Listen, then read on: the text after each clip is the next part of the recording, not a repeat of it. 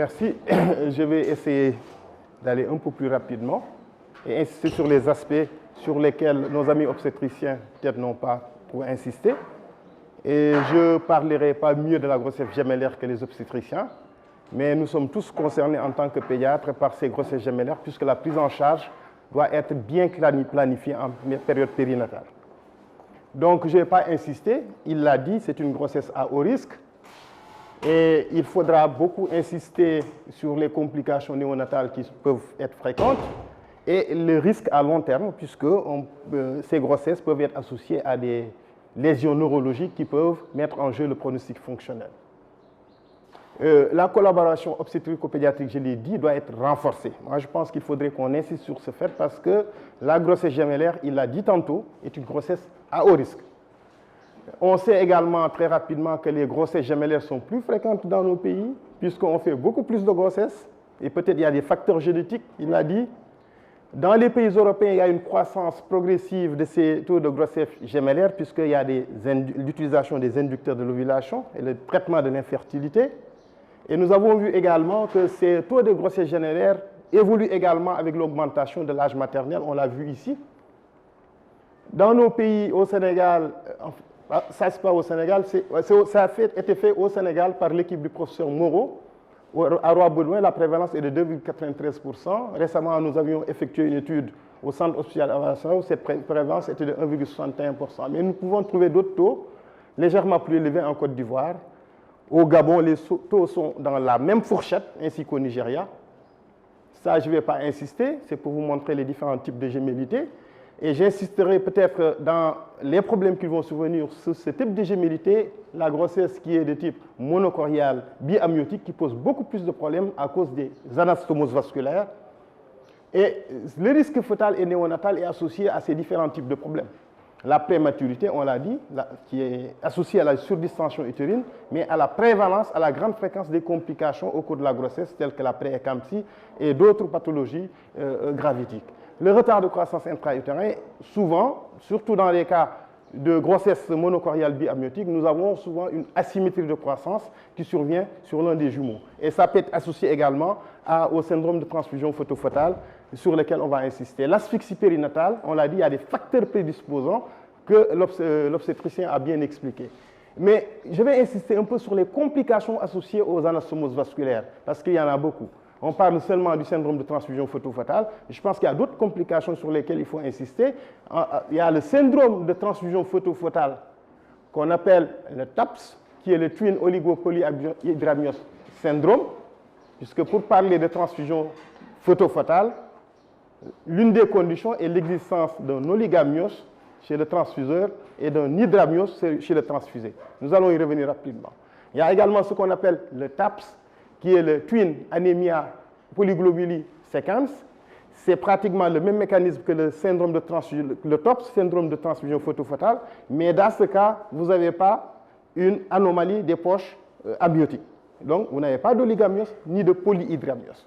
Enfin, le troisième, c'est le TRAPS, ce qu'on appelle TRAPS, qui est associé au fœtus acardiaque, qu'on appelle le Twin Reversed Arterial Perfusion Sequence. C'est quand il y a une perfusion à contre-courant d'un fœtus qui est acardiaque, qui n'a pas de cœur, par un autre fœtus qu'on appelle le fœtus pompe, par une anastomose artério-artérielle. Enfin, tous ces facteurs exposent à la mort in utero, qui est une situation qui est fréquemment observée, surtout dans nos pays, où la surveillance n'est pas toujours bien planifiée. En ce qui concerne la prématurité, vous voyez que le risque de prématuré est très élevé chez les jumeaux comparé au singleton. Nous avons un risque 7 fois plus important d'avoir un enfant qui va naître avant 32 semaines et un risque 9 fois plus important d'avoir un enfant qui va naître entre 32 et 36 semaines. Donc ce risque de prématuré est majoré et c'est très important quand on sait les complications qui sont associées à la naissance prématurée. Le retard de croissance intra-utérin également est beaucoup plus important dans le cas des grossesses, surtout les grossesses monocoriales, avec une asymétrie de croissance qui est souvent très importante, de 30 à 35%, donc une prévalence du poids de naissance inférieur au 10e percentile sur les courbes de référence. Et dans les grossesses qui sont bicoriales, cette prévalence est de 20 à 25%. Et cette discordance qui peut être importante, supérieure à 25%, est beaucoup plus marquée dans le cas des grossesses qui sont de type monochorial, comparé aux grossesses de type bichorial. Bon, ici, c'est une étude qui a été faite dans l'île de la Réunion qui montrait que la prévalence du faible poids de naissance est très augmentée de façon significative chez les jumeaux, donc comparé aux singletons. Je ne vais pas insister sur les détails. Et il y a une étude stratifiée qui voit également la part de ces faibles poids de naissance parmi les jumeaux monocoriaux et les jumeaux bicoriaux. Ils ont observé également une grosse fréquence des transferts en néonatologie. Donc, ça veut dire que ce sont des choses sur lesquelles on doit réfléchir. S'il faut transférer un nouveau-né d'un centre périphérique au niveau de nos structures, ça va poser problème, étant donné le risque de complications. Je pense que la notion de transfert in utero a toute son importance ici dans des cas de grossesse gémellaire. Il en est de même pour les autres morbidités qui ont été observées, la mort fœtale précoce, la mort fœtale en perpartène et les décès en période néonatale. Je vais aller vite. Et dans cette étude, il a été retrouvé certains facteurs qui ont été associés à des complications telles que le diabète gestationnel, la pré-éclampsie, qui peut être associé à un retard de croissance intra-utérin. Et dans ce travail, la corticothérapie a été régulièrement utilisée et de façon significative dans le cas des grossesses de type monochorial. En ce qui concerne les grossesses gémellaires, ici, on vous explique un peu très rapidement le mécanisme donc, du TOPS, Twin Oligo-Polyhydramnios séquence, et le TRAPS, Twin Reversed Arterial Perfusion Sequence. Ici, c'est une anastomose artério-veineuse, souvent qui est profonde, qui explique la transfusion de type, le syndrome de transfusion transfusée. Et ici, en principe, les deux fœtus sont vivants. Alors que dans le syndrome TRAPS, c'est un fœtus qui est acardiaque, donc qui est théoriquement parasite, qui n'est pas survivant, qui est perfusé de façon anormale, parce que ce n'est pas le processus normal, à travers une anastomose artério-artérielle par un jumeau qu'on dit pompe. Et ce jumeau qui est dit pompe est obligé de faire un double travail. Un travail pour sa propre personne et un travail pour ce jumeau parasite, qui n'est pas un jumeau en réalité parce que c'est un fœtus monstre, comme on l'appelle. En ce qui concerne le syndrome de transfusion fœto-fœtale, le TOPS syndrome, il existe dans 10 à 15% des grossesses monochoriales à travers les études.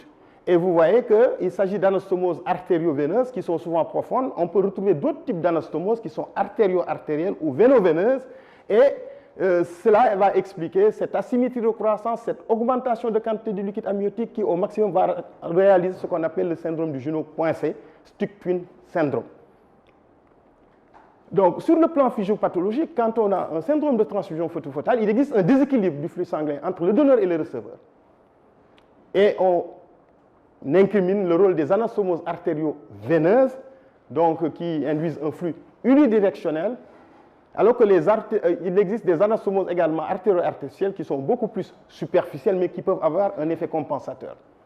Et dans le cadre de ce syndrome de transfusion fœto-fœtale, vous avez une activation du système rénine-angiotensine liée à l'hypovolémie et à l'oligurie, et l'intervention d'autres facteurs, le facteur atrial natriurétique et l'endothéline qu'on connaît comme un vasoconstricteur.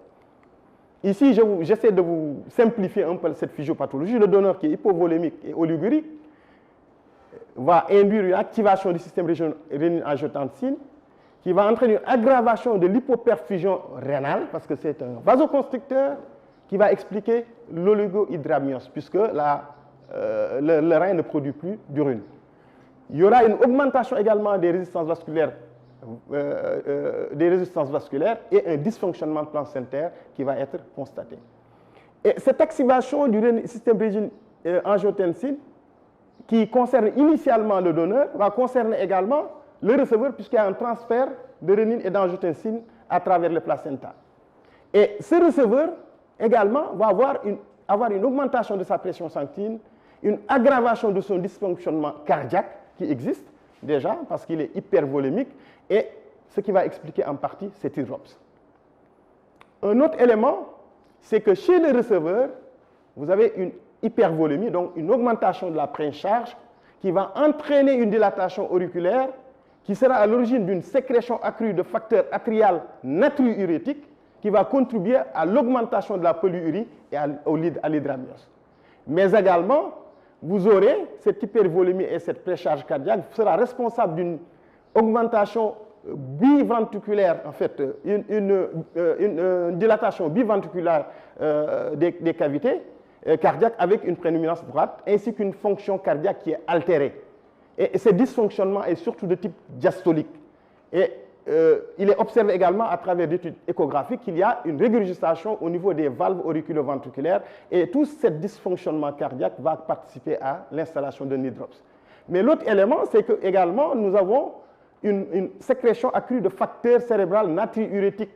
Et ce facteur cérébral natriurétique va entraîner une diminution de la sécrétion d'ADH qui va entraîner une augmentation de la polyurie et tout cela va contribuer à la constitution du polyhydramnios que vous observez dans ce syndrome de transfusion fœtale. Enfin, dernier élément, c'est que l'hypertension fœtale, une hypertension vasculaire fœtale, l'épaississement vasculaire qui touche la média et l'élévation du taux d'endothéline va entraîner une augmentation de la post-charge ventriculaire.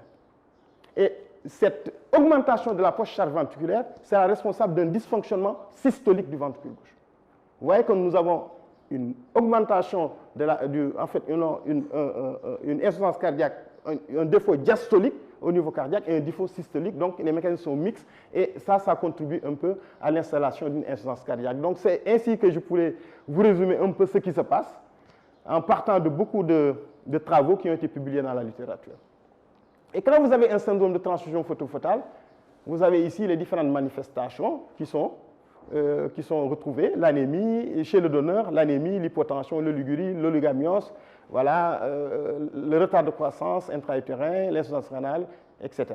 Alors que chez le récipient, chez le receveur, vous avez une polycythémie, une hypertension, une polyurie, un polyhydramnios, une augmentation du volume sanguin surpulent, une insuffisance cardiaque, un hydrops, et ça peut aboutir à la mort fœtale. Donc, ça veut dire que le pédiatre doit s'attendre à ce qu'il y ait des problèmes dans la période néonatale. Et l'obstétricien doit également surveiller l'hémodynamique fœtale, si c'est possible. C'est possible, ça nous permet un peu de nous préparer aux situations les plus difficiles. Ici, c'est un syndrome de transfuseur transfusé. Et les thérapeutiques obstétricales ont permis d'améliorer tout ça, que ce soit le laser, les amniosynthèses répétées, etc. Donc, je pense que ce sont des choses qui sont disponibles dans les autres pays développés, mais qui ont permis de faire disparaître la plupart de ces complications vasculaires. Parce que dans les syndromes de transfusion fœtale avec polyhydramnios et oligamios, parfois on fait une septostomie, parfois on fait une coagulation au laser des anastomoses vasculaires. Donc, je ne vais pas insister dessus.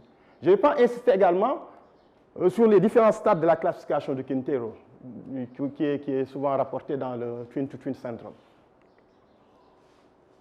Je vais insister sur la deuxième possibilité, ce qu'on appelle le twin anémia polyglobulie séquence. C'est vrai que dans les deux cas, dans le premier cas, vous avez souvent des problèmes de dysfonctionnement cardiaque, mais associés à des problèmes également d'anémie et de polyglobulie. Ça veut dire qu'il faut transfuser l'autre, il faut le saigner.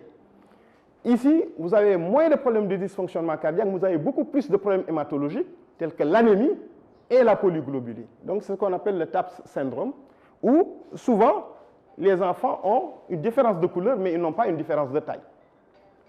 Et il existe deux formes, ce qu'on appelle la forme naturelle, qui est de survenue spontanée, et une forme dite iatrogénique après chirurgie au laser. Donc, c'est le donneur qui devient polyglobulique dans ce cas. Et il existe une différence très importante de taux d'hémoglobine sans oligopolyhydramnios. Ici, c'est la classification en stade en fonction de la différence du taux d'hémoglobine. Donc, en partant du stade 1 jusqu'au stade 5, vous avez des différences de gravité qui sont très énormes.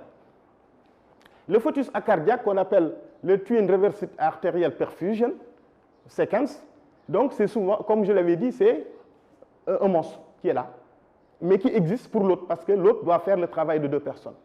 Donc, la transfusion de fœtus acardiaque qui est parasite est faite par un jumeau survivant qui est structurellement normal, qu'on appelle le jumeau pompe. Il s'agit souvent d'anastomose artério-artérielle large. La perfusion fœtale se fait par une artère. Le sang est désaturé provenant du jumeau survivant. Quand on perfuse par une artère, in utero, c'est du sang désaturé. Parce que c'est la veine donc qui ramène le sang qui est saturé, et je pense que le professeur Somme l'a dit tout à l'heure. Et le flux préférentiel se dirige vers la partie inférieure. Et nous avons une involution souvent des structures supérieures, telles que le cœur y compris. Donc ici, je vous avais montré tantôt cette anastomose qui s'est fait et ce jumeau qui va pomper pour deux personnes, pompe dans le placenta et pompe pour l'autre. Et là, ça lui impose un travail très important au niveau cardiovasculaire. Donc il existe un dysfonctionnement cardiaque du jumeau pompe, je travaille pour deux. Et il faudrait on peut en faire un dépistage anténatal, c'est important pour les obstétriciens de le savoir, cardiomégalie, épanchement péricardique, régurgitation tricuspidienne avec un flux inversé au niveau du ductus venosus. Donc il faut savoir faire un Doppler au niveau du ductus venosus et faire un Doppler au niveau de l'artère ombilicale. Donc l'anémie fœtale, et c'est une urgence thérapeutique. Ça veut dire que nous pouvons être confrontés à des problèmes d'insuffisance cardiaque dans ces cas. Donc il existe plusieurs formes, je vais passer dessus. Et ici, c'est une présentation un peu imagée de ce qui se passe. Vous avez des jumeaux, mais vous voyez ce monstre. Et à côté, c'est un enfant qui est normal. Deuxième problème, on a parlé d'enchevêtrement des cordons. Pour nous, c'est une situation, quand je l'ai vu dans la littérature, j'ai dit que ça, c'est une situation dramatique pour nous, parce que là, rien ne passe et c'est des sources d'asphyxie. Et des études ont montré que quand il y a un enchevêtrement du cordon, qu'on retrouve dans les grossesses monoamniotiques, le plus souvent, vous avez un risque de survie qui est très faible, qui est variable. Périnatal survival rate, dans certaines études, cette survie n'est que de 64%, 58%. Ça veut dire que le taux de mortalité périnatale est élevé. Maintenant, il faudrait voir le contexte. Ici, c'est dans un contexte où tout est mis en place. Mais dans notre contexte, je pense qu'il faut attendre à pire que cela. Et le dépistage doit être un impératif absolu. Donc, c'est des sources d'asphyxie périnatale qui peuvent entraîner un décès. Les dystocies, j'en parle pas parce qu'en réalité, pour nous, la question, c'est de voir quel est le mode d'accouchement. Quel est le meilleur mode d'accouchement qui permet d'éviter les dystocies qui vont entraîner des problèmes d'asphyxie ou bien entraîner des problèmes de traumatisme. Donc ça, c'est l'obstétricien qui va nous le dire. Je pense qu'il l'a dit tout à l'heure. Donc ça nous permet de nous préparer à la prise en charge.